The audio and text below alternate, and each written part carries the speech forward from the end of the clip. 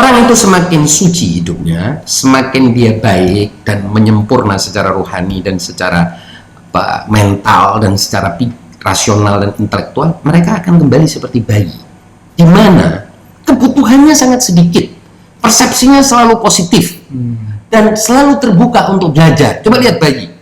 Ada penelitian, kalau tidak salah ini penelitian dilakukan oleh Stephen Covey yang sangat terkenal, atau kalau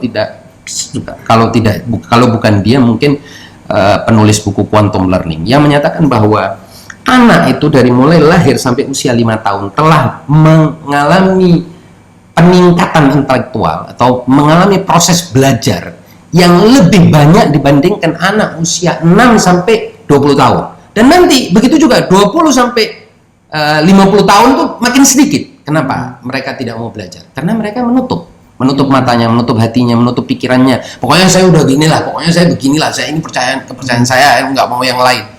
Akibatnya mereka hidup dalam kesengsaraan yang berkelanjutan karena tidak terbuka hatinya.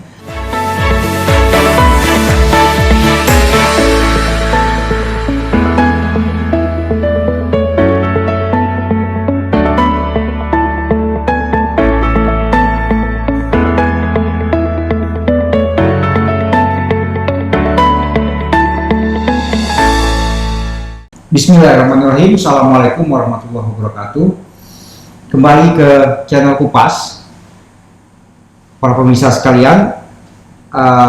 Pada kesempatan kali ini kami akan membahas sebuah tweet yang viral beberapa hari lalu. Sebenarnya bukan tweet, tapi sebuah pernyataan di dalam sebuah dialog di vlog Deddy Corbuzier di YouTube.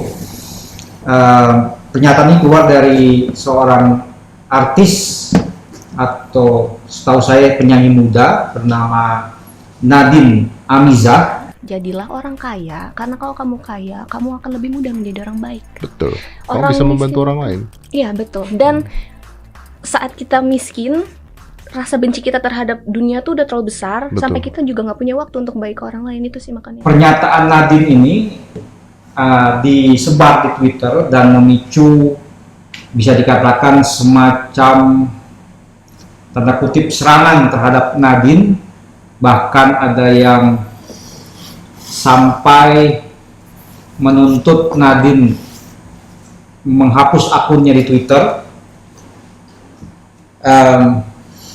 Nadine sendiri sudah mengakui bahwa dia keliru memilih kata soal kaya dan miskin, tapi menarik untuk membicarakan pernyataan ini karena menurut saya, Ustadz, pertama yang menyampaikan ini Nadine ini ya anak muda, yang kalau saya lihat dari proses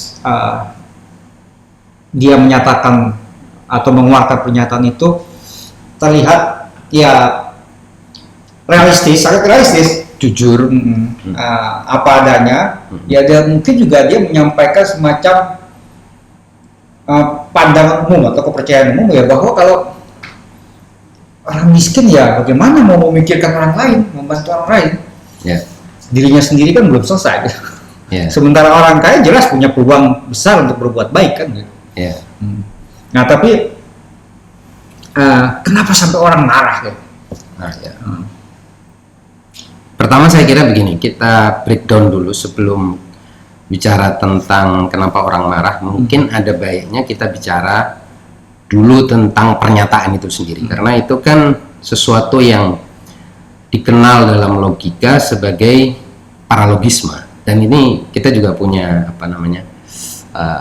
kajian cukup banyak ya tentang paralogisme, yaitu sebuah penalaran yang keliru secara logis tetapi terlihat sebagai sesuatu yang masuk akal. Nanti kita akan tampilkan pernyataannya secara lengkap ya. Video ini.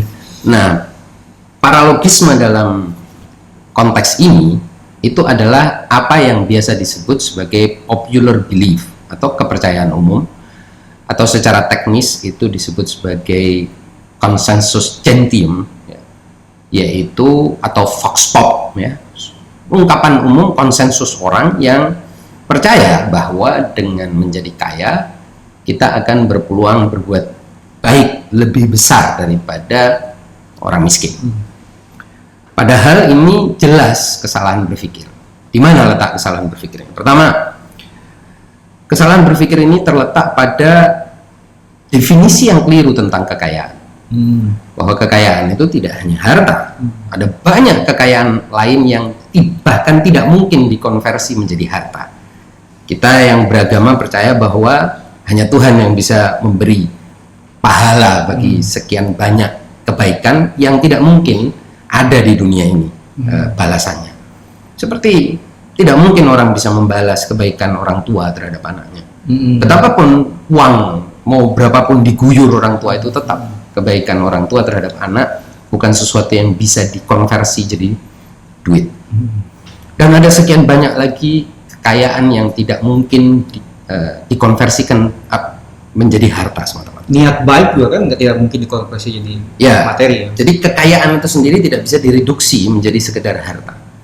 Ada kekayaan perasaan, ada kekayaan emosi, ada kekayaan kasih sayang, ada kekayaan pemikiran, ada kekayaan hati, macam-macam jenis kekayaan. Ini yang pertama. Kedua, kebaikan itu sendiri juga tidak serta-merta berbanding lurus dengan banyaknya harta. Bahkan dalam pengalaman hidup kita melihat justru sejarah menunjukkan bahwa kebanyakan kerusakan di bumi ini dilakukan oleh orang yang berharta. Dan tidak semua orang berharta baik, malah mungkin kalau kita bikin statistik kita akan terkejut bahwa kebanyakan orang berharta justru tidak baik. Selanjutnya, premis selanjutnya adalah yang juga keliru dan terbantah dengan mudah adalah bahwa tidak semua orang miskin jahat. Kebanyakan orang miskin justru kalau kita data secara statistik justru orang baik. Berarti kebaikan tidak berbanding lurus dengan kekayaan dan kemiskinan. Dan juga tidak berbanding terbalik dengan kemiskinan. Artinya tidak semua orang kaya itu baik, tidak semua orang miskin itu buruk. Kan begitu logikanya. Di samping semua itu saya kira bahwa kalau kita pelajari kebaikan sebagai sebuah kategori imperatif ya, kategori moral manusia, itu banyak sekali yang tidak bisa dilakukan oleh orang dengan hartanya. Kita ambil contoh yang paling sederhana lah. Bayi itu ketika lahir dia kan tidak berharta, tapi betapa banyak dia memberikan kebaikan, kebahagiaan, kebaikan ya. Dan justru anak-anak itu seringkali memberi kebaikan kepada orang tanpa dia tahu bahwa itu kebaikan. Apakah itu dengan senyumnya, apakah itu dengan keceriaannya, dan itu menebar kebaikan yang sangat positif. Nah, tentu argumen yang dikemukakan oleh Nadine itu tadi akan tidak mungkin bisa dibuktikan kepada kebaikan anak-anak, karena anak-anak tidak mungkin berharta. Di samping juga begitu banyak orang yang tidak berharta yang melakukan kebaikan. Bahkan kalau kita lihat struktur sosial ya, orang kaya itu menjadi aman karena kebanyakan orang miskin tidak menggugat kekayaan mereka kan. Jadi tidak benar juga kalau dikatakan orang miskin itu menyimpan dendam, kebencian seperti yang tadi disampaikan. Kalau orang miskin yang merupakan 99% dari penduduk bumi ini mereka menolak atau benci terhadap dunia, benci terhadap orang kaya lah, benci terhadap dunia, benci terhadap mereka yang sukses, ya kondisi. Tentu 1% orang yang sukses ini akan diuber-uber di seluruh dunia dan dipersekusi dan dibantai. Tapi kan itu tidak terjadi di sepanjang itu sejarah. Kebaikan orang miskin. Itu kebaikan orang miskin. Artinya kesiapan mereka menerima, kesiapan mereka untuk rela dengan kondisi hidup mereka. Bahkan lebih jauh, kalau kita lihat struktur ekonomi, kekayaan orang kaya itu didapat dari mana sih? Dari kerja keras orang miskin kan? Dan ini terbukti dalam sejarah bahwa siapa yang menanam padi kita, siapa yang menanam buah-buahan, para petani, para nelayan yang mereka bekerja dengan upah yang kecil kemudian mengirimkan hasil-hasil pekerjaannya ke supermarket, mal-mal dan lain sebagainya dengan upah yang kecil. Kalau mereka misalnya suatu saat tersadarkan, wah nggak penting ya berbuat baik ini ya, sudah stop aja, mereka tidak bertani, mereka tidak pergi berlayar, nelayan, kemudian buru-buru berhenti bekerja, apa yang akan terjadi pada orang kaya? Nah, saya kira jadi asumsi-asumsi yang dibangun di atas konsensus yang seolah-olah diterima banyak orang ini telah salah dari awal. Nah, di sisi lain juga kalau kita lihat agama juga telah mengajarkan kepada kita bahwa ada kepercayaan di antara manusia bahwa kalau Tuhan memberi saya harta itu berarti Tuhan telah memuliakan saya. Adapun kalau saya diberi kemiskinan itu Tuhan telah menghinakan saya. Itu kan ada dalam surah Al-Fajr itu ayat 15-16. Nah, intinya bahwa kepercayaan yang sampaikan itu boleh jadi itu kepercayaan orang yang jujur, ya. Saya kira memang disampaikan dengan apa adanya, jujur. Tapi kesalahan berpikir itu perlu kita koreksi. Karena apa? Karena kepercayaan itu belum tentu benar. Tetap, dan yang harus dilakukan oleh orang adalah mencari kebenaran untuk dipercayai, bukan mempercayai sesuatu yang sudah umum dipercayai, gitu saya kira. Ya. Menarik juga kalau tadi pernyataan Ustadz mengatakan bahwa dalam pandangan umat beragama juga ada pandangan bahwa kalau kita kaya itu tanda bahwa kita ini mendapatkan ridho dari Allah Subhanahu Wa Taala atau dari Tuhan, mendapatkan keistimewaan. Nah, ini saya juga ingat kalau dimana pernyataan ini seolah-olah juga tidak adil, karena ketika orang kaya itu mendapatkan berkah, terus dia bisa lebih banyak beramal, sementara orang miskin sudah dibenci sama Tuhan, tidak bisa beramal gitu kan, tidak bisa sedekah, itu makin tertindas posisinya secara spiritual dan material gitu. Itulah yang ditegur, pikiran itulah yang persalahkan oleh Allah di dalam Al-Quran, bahwa tidak benar orang mendapatkan kekayaan itu sedang dimuliakan oleh Tuhan, dan juga tidak benar orang yang miskin itu sedang dihinakan oleh Tuhan, karena nggak ada hubungan kemuliaan dan kemiskinan. Dan juga tidak ada hubungan mutual antara kehinaan dengan kemiskinan. Tidak ada itu, tidak bertimbal balik. Ya. Banyak orang mulia dan miskin, banyak juga orang hina meskipun kaya. Terhina, ya. Dan hina, gitu. Hidupnya hina, mulai dari cara dia mencari hartanya terhina, cara dia mengeluarkan hartanya terhina, cara hidupnya terhina, dan lain sebagainya di dalam pandangan agama. Meskipun lagi-lagi banyak orang beragama itu yang mengira secara keliru, dan itu sudah tadi saya sebutkan di dalam surat Al-Fajr, itu jelas ditegur oleh Allah dan dipatahkan argumen itu, dibantah, bahwa perasaan bahwa diberi karunia harta itu oleh Allah adalah suatu kemuliaan, padahal enggak. Datangnya harta itu ujian, sebagaimana datangnya kemiskinan itu juga sebuah ujian. Jadi tidak ada, baik Anda hidup miskin maupun hidup kaya di dunia ini, Anda tetap akan diuji. Miskin mungkin diuji dengan kesabaran, kaya diuji apakah Anda mau berbagi, apakah Anda merasa bahwa harta ini bukan harta Anda saja, Anda harus beramal dengan harta itu. Artinya itu ada hak orang di situ. Ada kewajiban Anda untuk memberi dan ada hak orang. Jadi kalau Anda tidak memberi, orang menuntut hak, berarti dia juga yang menuntut ini punya keadilan dan sedang melakukan sesuatu yang adil. Saya kira ini yang perlu dijelaskan.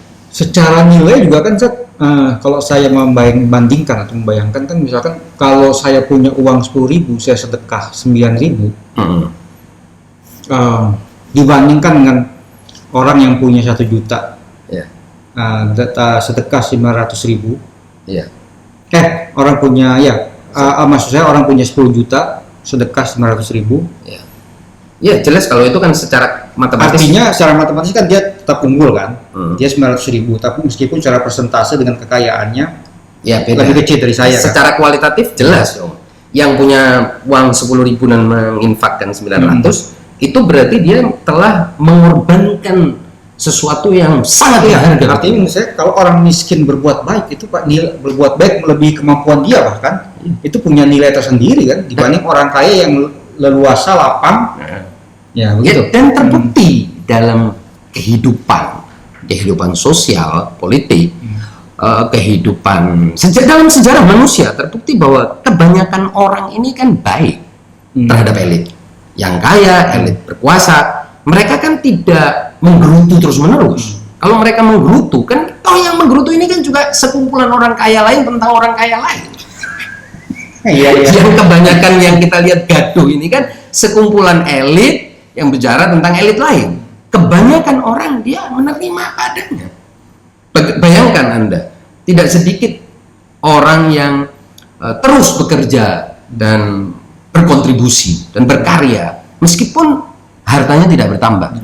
Bayangkan kalau ini mentalitas ini dimiliki oleh orang yang kaya. Bayangkan bahwa dia tidak harus mendapatkan uang bagi semua yang dia kerjakan. Tentu kan kekayaannya akan menyusut. Tapi orang kaya kan, ini bukan semua orang kaya juga. Kita bukan juga generalisasi. Ya, tidak kaya juga sedang menghantam, menggebyah-uyah ya lah istilahnya itu, menggeneralisasi seluruh orang kaya itu buruk, enggak. Tetapi orang kaya kan lebih sering berhitung apakah pekerjaan saya ini mendapatkan hasil uang atau tidak, atau ada untungnya atau tidak secara material. Sementara kebanyakan manusia yang miskin tidak melihat harus ada keuntungan finansial dan mereka lebih siap hidup secara apa adanya. Nah, di samping juga tadi saya ingin mengelaborasi bahwa kebaikan itu tidak semuanya bisa diberikan dengan harta. Tidak ada kebaikan yang tidak mungkin diberikan dengan harta. Apalagi kalau kita bicara tadi, contoh yang paling sederhana menurut saya itu ya anak-anak itu. Mulai dari dia bayi sampai dia dewasa, belum kenal uang lah katakan, sampai dia beranjak usianya sampai usia tertentu, kan dia belum kenal uang, belum memegang uang, belum menganggap uang itu bernilai dan lain sebagainya. Tapi betapa banyak dia bisa memberikan kebahagiaan dan kebaikan orang tua dan keluarganya. Kebaikan, apakah itu dengan contoh kejujuran yang mereka lakukan, apakah itu dengan kegembiraan mereka yang kemudian menebarkan aura positif dan lain sebagainya. Itu bagaimana mau dibuktikan bahwa mereka harus kaya? Ya, memang seperti yang diakui Nadine sendiri, dia salah dalam memilih kata. Tadi kita bisa bahas, kalau kita bicara logika maka kita harus mulai dari definisi. Definisi yang Nadine gunakan ini kan sempit tentang kekayaan, kemiskinan dan kebaikan tadi. Terus saya kira juga gini, kebiasaan orang ketika berbicara tentang konsep-konsep ini, dan ini sebetulnya secara filosofis sudah selesai ya, artinya Socrates sebagai bapak filsafat itu kan telah memberikan sebuah solusi bagi manusia. Umumnya kesalahan berpikir itu dimulai dari kita memiliki konsep yang bukan salah tetapi setengah kebenaran, setengah benar, tapi bukan the whole truth, half truth. Half truth ini kemudian dianggap sebagai kebenaran.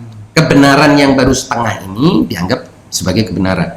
Nah, biasanya setengah kebenaran dan kebenaran separuh ini tadi itu datang dari melihat contoh.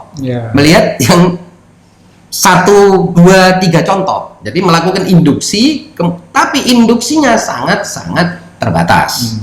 Jadi populasi yang disurvei sangat terbatas, jadi mungkin lah dia lihat orang kaya bisa ngeluarin duit. Iya, orang kaya bisa ngeluarin duit, orang miskin bisa melakukan juga banyak hal terhadap dalam konteks kebaikan.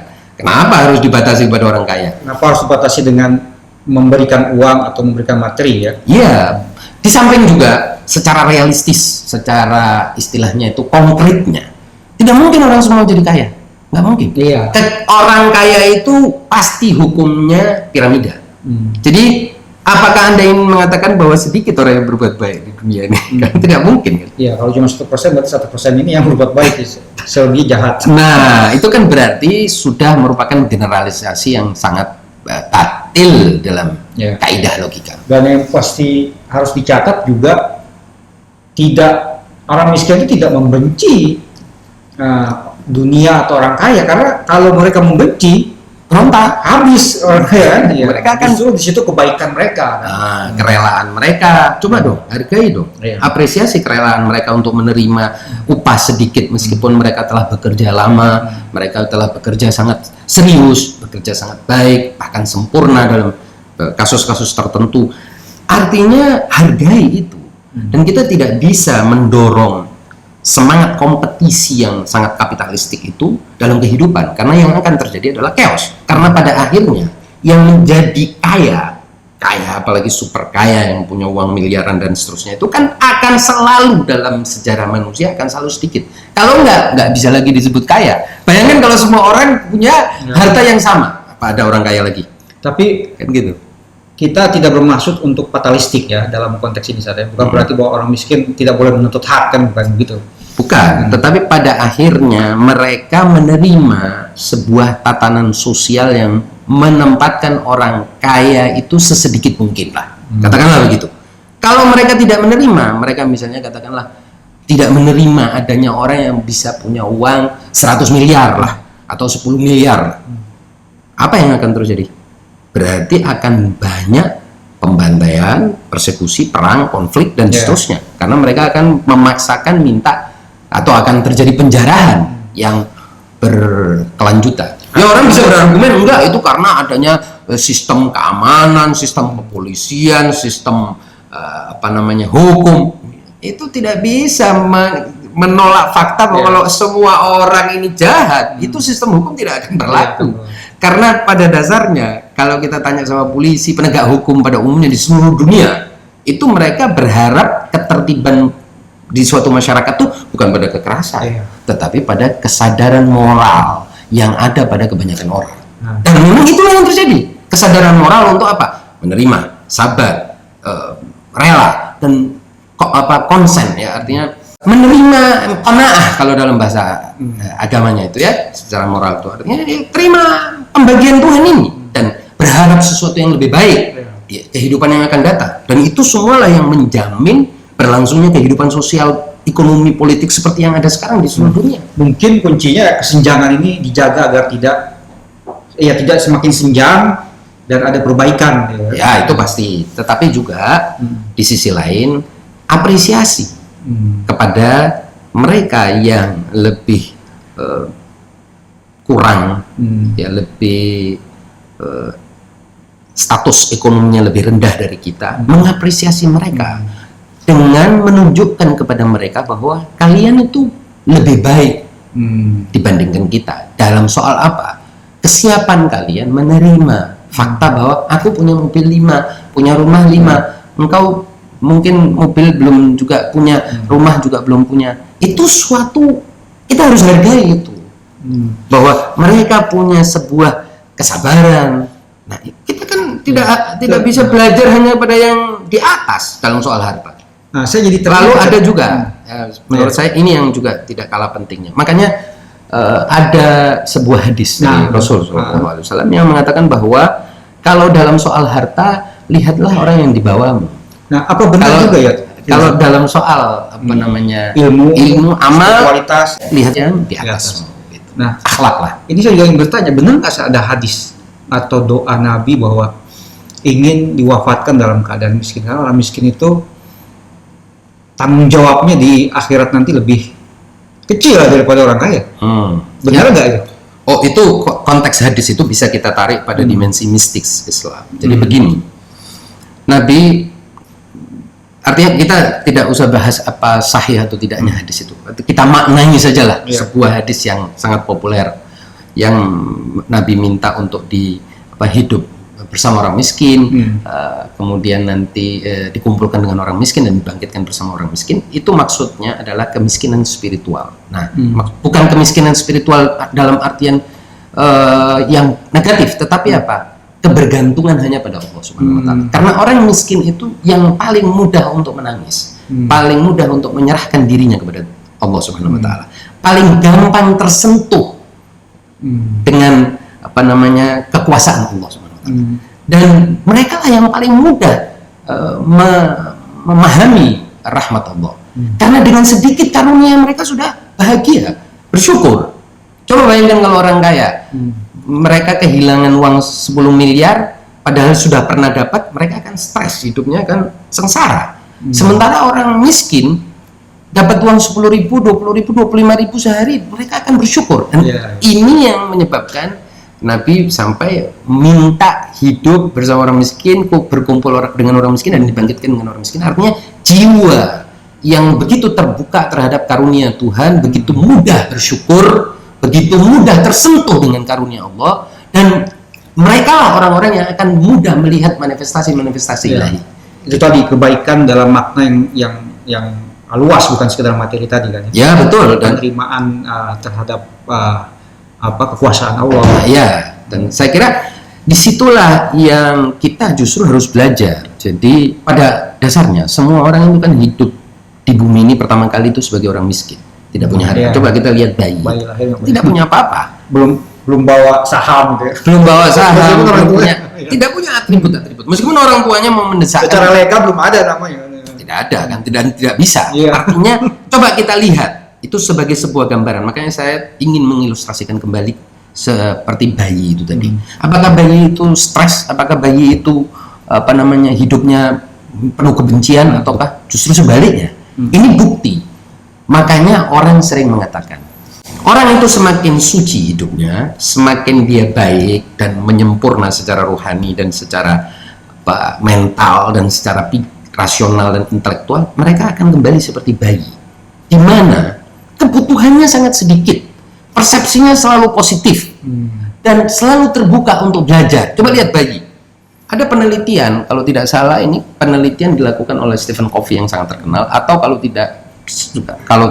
kalau bukan dia mungkin penulis buku Quantum Learning, yang menyatakan bahwa anak itu dari mulai lahir sampai usia 5 tahun telah mengalami peningkatan intelektual atau mengalami proses belajar yang lebih banyak dibandingkan anak usia 6 sampai 20 tahun.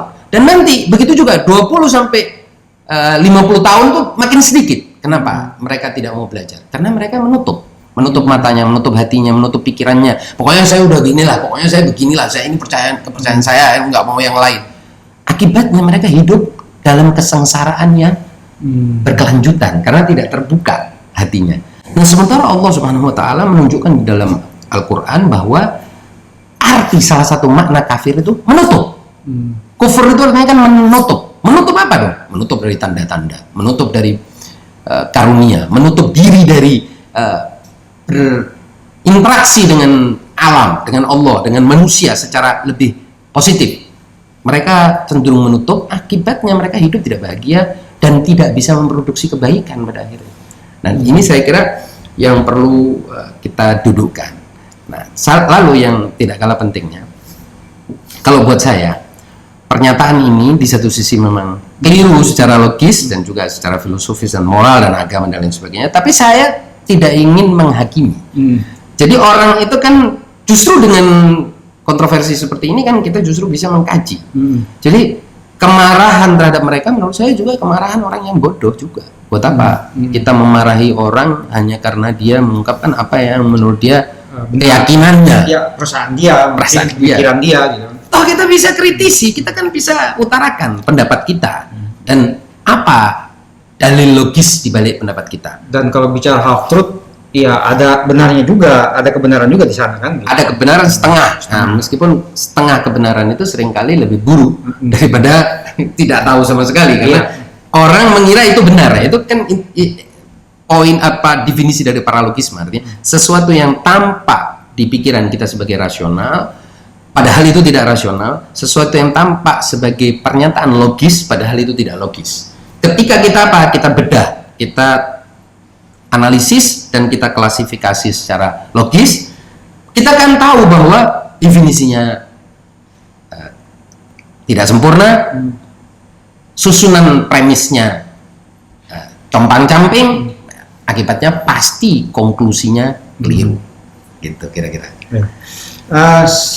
Sedikit saya ingin mengulang kembali kepada soal sebenarnya popular belief semacam ini juga datang dari kalangan umat beragama.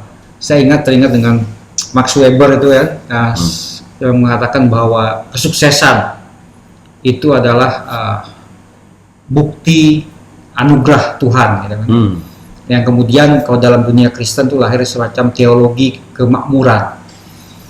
Di dalam Islam juga saya melihat ada kecenderungan semacam itu. Misalkan fenomena sosial atau fenomena keluarga kita sehari-hari, nasihat orang tua misalkan, karena kita kurang beruntung, mungkin gagal dalam ujian, tidak dapat pekerjaan, sering disebut tahajudnya kurang, baca doanya kurang, baca yasinnya kurang, gitu kan. Betul. Atau fenomena sosial di jalanan itu, melihat mobil mewah dengan striker haza min fadli robbi ya.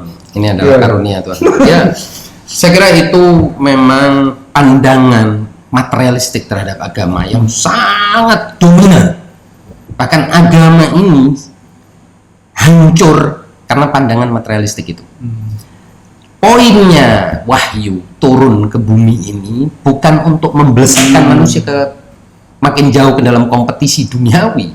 Jadi orang ketika bicara tentang mengapa Tuhan menurunkan wahyu, menurunkan rasul, nabi dan lain sebagainya, itu bukan membuat manusia semakin berkompetisi dalam kehidupan duniawi dan bertempur di situ. Justru itu bertentangan dengan maksud dan tujuan dari syariah, wahyu, agama dan lain sebagainya.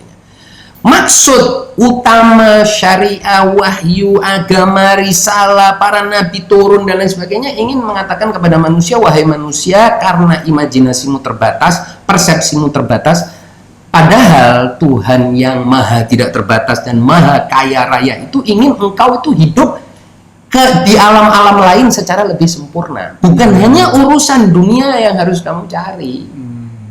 Makanya secara sangat sastrawi Allah bilang wala tansa nasibaka minad dunya. Jangan lupa nasibmu dari dunia. Tapi bukan itu poinnya. Poinnya adalah kamu harus mendaki. Karena apa? Potensi yang ada di dalam dirimu adalah potensi-potensi yang luar biasa yang tidak akan pernah puas hanya dengan fenomena dunia ini atau kehidupan dunia ini. Tidak mungkin. Manusia membutuhkan kepada dunia-dunia lain. Nah, agama ini kan memercikkan realitas alam lain melalui fakultas akal manusia atau daya pikir manusia, melalui hati manusia, juga melalui imajinasi manusia. Bayangkan kalau kita tidak punya imajinasi tentang adanya kehidupan-kehidupan alam-alam yang akan datang, hidup kita kan menjadi sangat sempit. Padahal, coba kalau kita cek aja secara sederhana, bumi ini kan cuma setitik di dalam sebuah galaksi.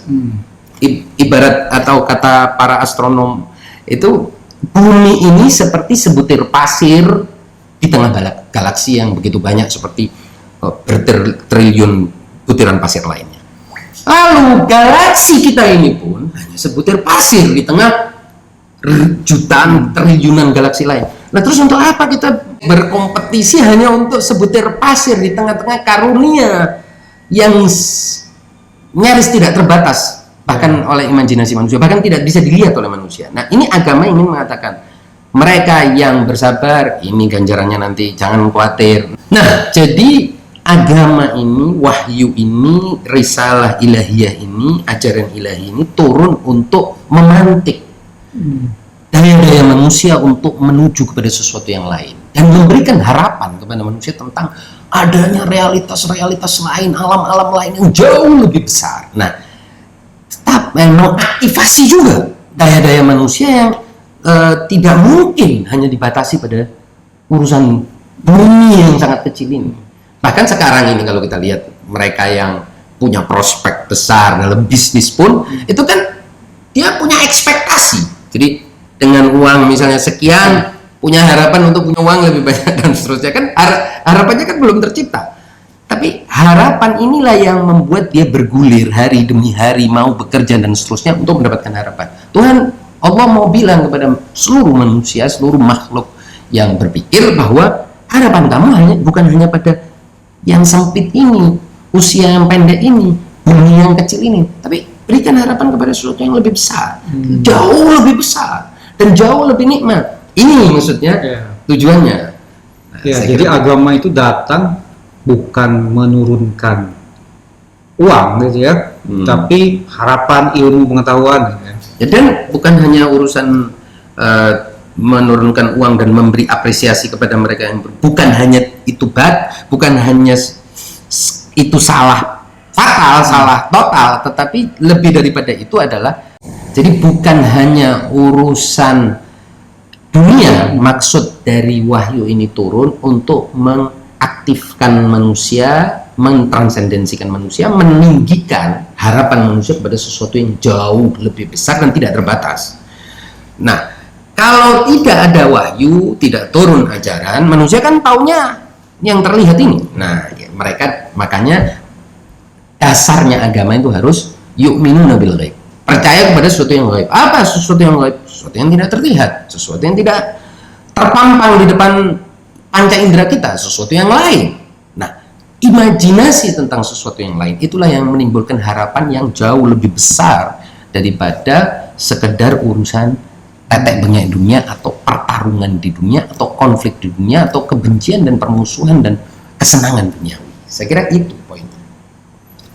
Kasih Ustaz atas penjelasannya.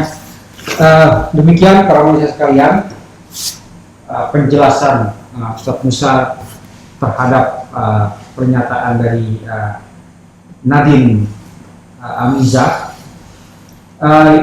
Yang bisa saya garis bawahi adalah bahwa pernyataan itu secara logika keliru karena menyempitkan makna dari kebaikan, kekayaan dan kemiskinan. Tadi seperti sudah dijelaskan melalui contoh-contoh baik itu dari ayat Al-Quran yang akan kami tampilkan nanti ayatnya, dan juga dari kehidupan Nabi Muhammad SAW.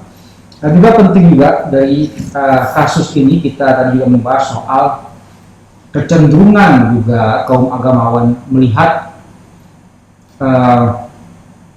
bahwa kesuksesan material itu merupakan semacam keistimewaan dari Tuhan. Keutamaan keutamaan yang diberikan, keistimewaan yang diberikan oleh Tuhan, sehingga orang-orang kaya merasa paling mulia jika dibandingkan dengan mereka yang tidak berpunya. Ini juga satu kekeliruan Ustaz Musa, karena jelas bahwa agama tidak diturunkan untuk mengurusi materi, apalagi memotivasi untuk materi, dan juga itu bisa mendatangkan semacam ketidakadilan gitu ya, kesempitan itu. Demikian teman-teman sekalian pembahasan kami. Kami berharap jika para pemirsa merasakan atau menilai channel ini bermanfaat, agar para pemirsa subscribe dan like channel ini untuk kelanjutan perkembangan channel Kupas. Terima kasih. Wassalamualaikum warahmatullahi wabarakatuh.